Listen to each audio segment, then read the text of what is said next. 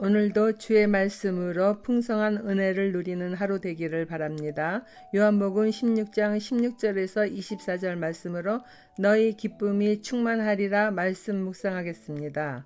첫 번째 단락, 제자들이 이해하지 못하는 의문에 대해서 보겠습니다. 조금 있으면 너희는 나를 보지 못할 것이다. 그러나 또 조금 있으면 나를 볼 것이다.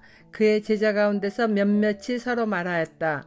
그가 우리에게 조금 있으면 나를 보지 못하게 되고 또 조금 있으면 나를 볼 것이다 하신 말씀이나 내가 아버지께로 가기 때문에 라고 하신 말씀은 무슨 뜻일까? 그들은 말하기를 도대체 조금 있으면 이라는 말씀이 무슨 뜻일까? 우리는 그가 무엇을 말씀하시는지 모르겠다 하였다. 예수께서는 제자들이 자기에게 물어보고 싶어하는 마음을 아시고 그들에게 말씀하셨다. 내가 조금 있으면 너희가 나를 보지 못하게 되고 또 조금 있으면 나를 볼 것이다 한 말을 가지고 서로 논의하고 있느냐? 예수님은 제자들 곁을 잠시 떠나게 되나 또 다른 보혜사 성령이 오실 것을 알려주시는 것에 이어서 조금 있으면 십자가의 순환과 죽음으로 인해 잠시 제자들의 곁을 떠남으로 예수님을 이제 더 이상 볼 수 없으나 또 조금 있으면 즉 죽음을 이기시고 부활하시는 그때가 되면은 다시 보게 될 것을 말씀하시는 것입니다. 하지만 이 말씀은 또 이중적인 메시지를 담고 있어요. 1차적으로는 예수님의 부활에서 승천까지에 대한 말씀이고 두 번째 의미는 예수님이 2000년 전에 이 땅에 오셔서 구원의 길을 열어주시고 떠났으나 재림의 그날이 예수님 보시기에는 그날이 잠시 같이 여겨지는 거죠. 하나님은 하루가 1000년 같고 1000년이 하루 같다고 했으니까요. 그 재림의 날에 다시 뵐 수 있음을 상징하는 말씀입니다. 영적인 실제에 대하여 무지한 제자들은 이러한 말씀을 이해할 수 없으니 몇몇이 서로 얼굴을 바라보며 조금 있으면 나를 보지 못하게 되고 또 조금 있으면 나를 볼 것이다 하신 말씀과 아버지께로 가기 때문이라는 말씀이 무슨 뜻일까? 도대체 조금 있으면 이 뜻이 무슨 뜻인지 예수님이 무슨 말씀을 하시는지 모르겠다고 서로 물으며 의아해 할 뿐입니다. 하나님의 아들 예수 그리스도이심을 누누이 말씀하셨는데도 여전히 그들에게는 이러한 말씀이 오리무중입니다. 예수님은 제자들이 자기에게 물어보고 싶어하는 마음을 아시기 때문에 그들에게 말씀하십니다. 그들의 말을 들어서 아시는 것이 아니라 하나님 아들의 통찰력이죠. 그 신적인 능력이죠. 어쩌면 예수님은 자신에게 직접 엿듣지 못하는 그 제자들이 참으로 안타까웠을지 모르겠습니다. 적용 질문입니다. 나의 영적 이해력으로 해석할 수 없는 상황이나 환경에 처할 경우 모든 상황을 바로 알려주실 수 있는 곁에 계신 성령님을 가장 먼저 의지하는 신앙입니까? 두 번째 단락 보겠습니다. 지성소로 들어갈 수 있도록 생명의 길이 되어주신 예수님. 20절입니다. 내가 진정으로 너희에게 말한다. 너희는 울며 애통하겠으나 세상은 기뻐할 것이다. 그러나 너희가 근심에 쌓여도 그 근심이 기쁨으로 변할 것이다. 여자가 해산할 때에는 근심에 잠긴다. 진통할 때가 왔기 때문이다. 그러나 아이를 낳으면 사람이 세상에 태어났다는 기쁨 때문에 그 고통을 더 이상 기억하지 않는다. 이와 같이 지금 너희가 근심에 쌓여 있지만 내가 다시 너희를 볼 때에는 너희의 마음이 기쁠 것이며 그 기쁨을 너희에게서 빼앗을 사람이 없을 것이다. 그날에는 너희가 나에게 아무것도 묻지 않을 것이다. 내가 진정으로 너희에게 말한다. 너희가 아버지께 구하는 것은 무엇이나 내 아버지께서 내 이름으로 주실 것이다. 지금까지는 너희가 아무것도 내 이름으로 구하지 않았다. 구하여라. 그러면 받을 것이다.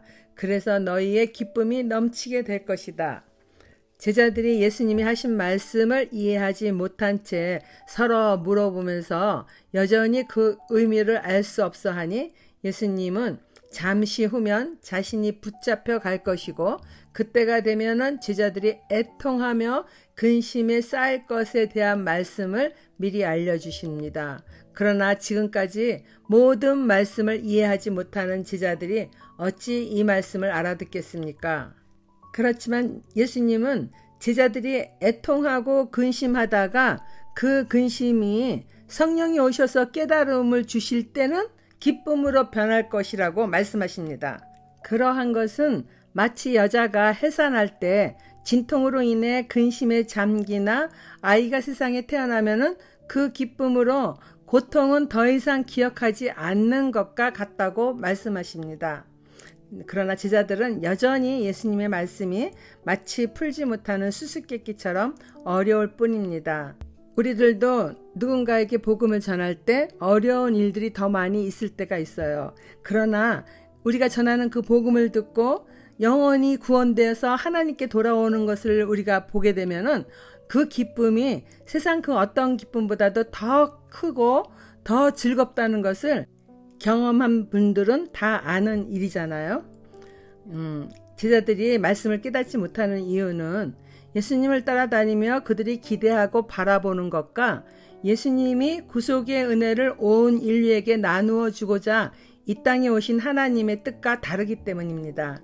제자들은 예수님이 메시아이심을 세상에 나타내시고 구약의 예언대로 영원토록 자기들과 함께 계시면서 이스라엘을 돌보아 주시는 왕이 되시기를 원하는 육의 생각만 가득하지만은 예수님은 하나님의 계획대로 죄로 죽을 수밖에 없는 이스라엘 백성뿐만 아니라 온 세계 사람들의 죄값으로 당신이 제물이 되는 것이었습니다.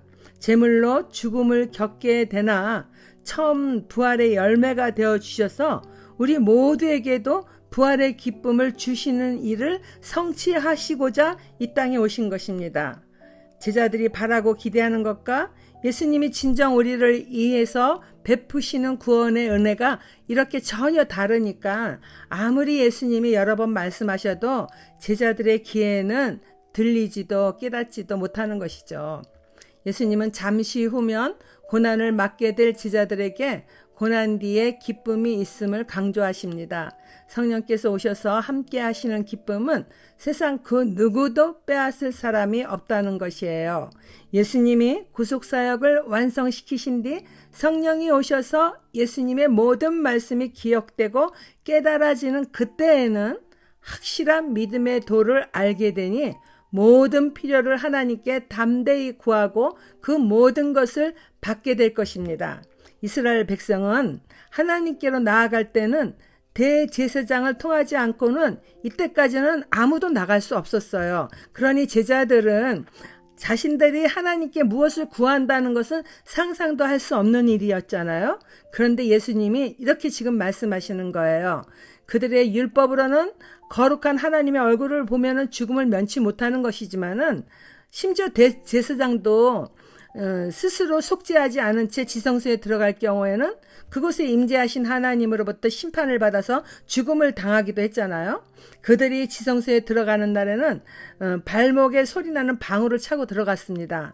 회개하지 않은 죄가 대제사장에게 있을 경우 지성소에서 하나님으로부터 죽임을 당하게 되는데 그러면 방울 소리가 멈추게 될 것이니까 그때 밖에 있는 사람들이 죽은 대제사장을 밖으로 끌어내기도 했잖아요. 그러나 예수님은 이제 십자가 안에서 머지않아 대속제물로 죽임을 당하실 것이고 성소의 휘장이 위에서부터 아래로 찢겨지면서부터는 예수 그리스도를 믿는 자는 누구든지 지성소 안에 계신 하나님께로 나아갈 수 있게 되는 것이에요. 그것을 상징하는 거죠. 성소의 휘장이 찢어지는 것이.